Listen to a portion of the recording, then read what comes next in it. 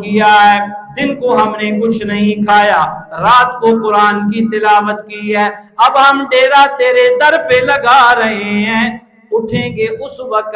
جب تو مکمل معاف کر دے گا۔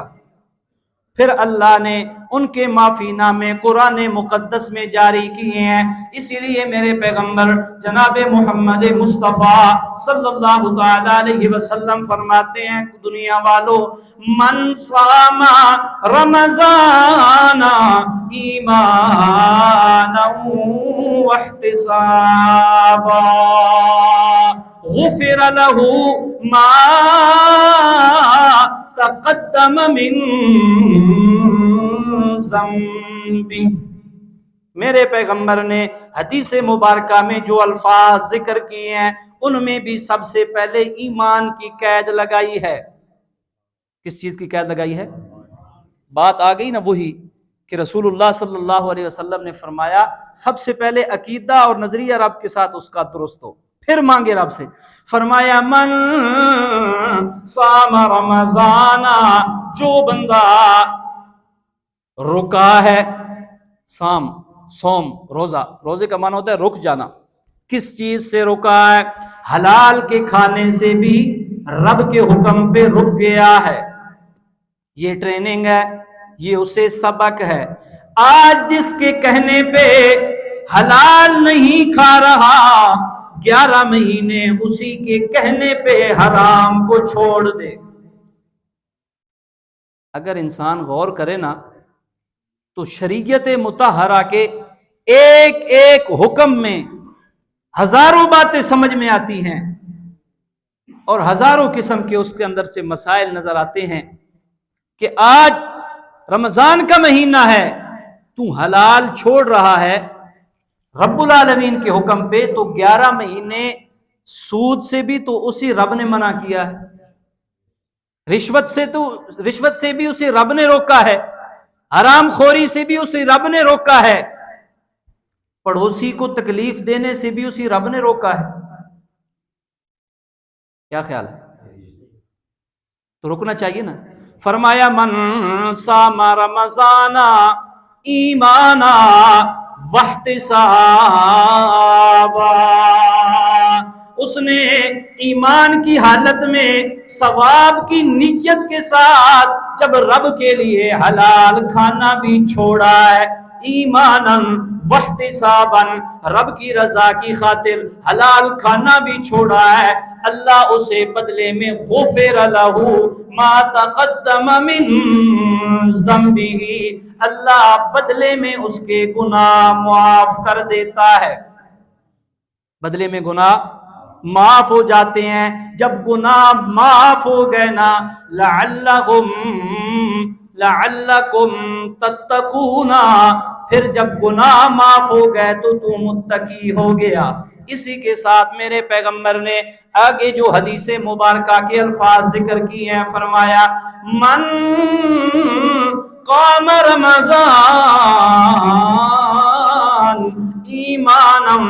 واحتسابا غفر له ما تقدم من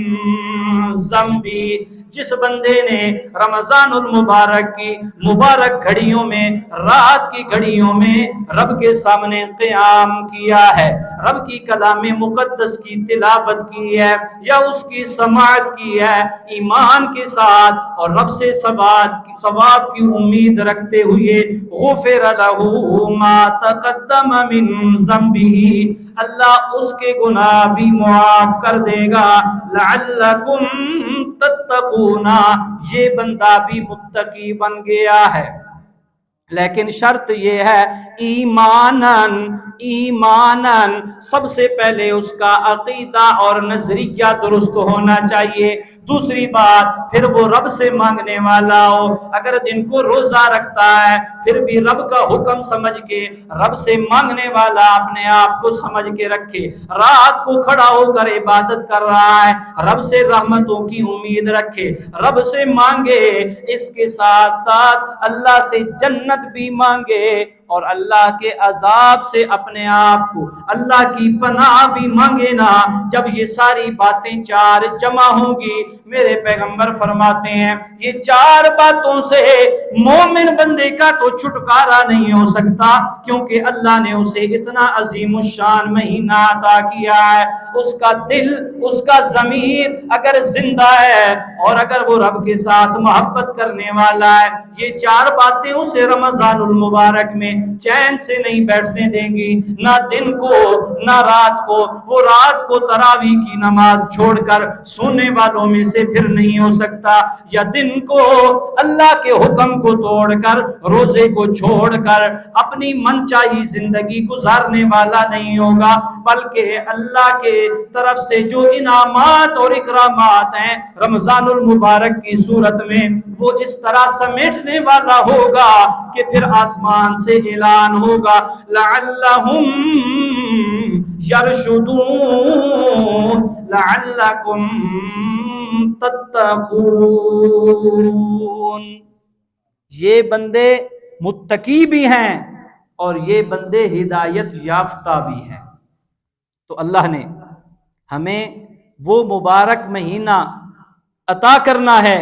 چند دنوں کے بعد کہ جس مہینے میں ایمان والا بندہ اپنے سابقہ تمام گناہوں کی معافی کے بغیر راضی نہیں ہو سکتا،